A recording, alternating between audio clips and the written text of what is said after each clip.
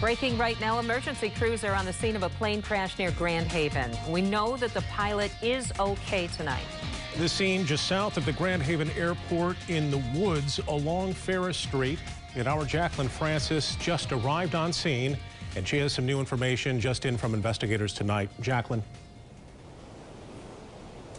Brian and Sue, take a look at what we're looking at behind me. I mean, the scene really begins to tell the story of just how devastating this crash could have been. Amazingly, at this time, we're being told by investigators that the pilot did survive. He's a 52-year-old man from Marne, Michigan, and he is only had non-life-threatening injuries after this crash. We know that the pilot took off from the Grand Haven Memorial Airport this afternoon, and shortly into that flight, they were told that there was some engine problems or engine failure, which caused the pilot to try and turn around and go back. I believe the pilot was headed towards Muskegon, but of course he didn't make it back to the airport and ended up making a crash landing here in Grand Haven Township just off of Ferris Street. And you can even hear the cars. I can see the cars that are going down that road. That's how close it is, like 30 yards away from us. And even between us and where those cars are is a bike path. We saw people walking when we pulled up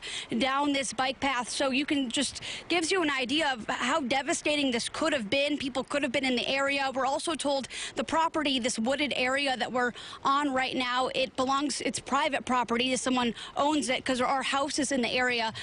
So again, we're looking at this crash. There was no one else on board aside from the pilot. And again, he is expected to be okay, although it's hard to imagine. You can even see the trees falling there on where the pilot would have been seated. So definitely a miraculous thing to learn that he is going to be okay. Of course, the FAA is on scene. They're beginning their own investigation. And as we learn more, we'll be sure to keep you guys updated. But for now, live in Grand Haven Township, Jacqueline Francis, News 8.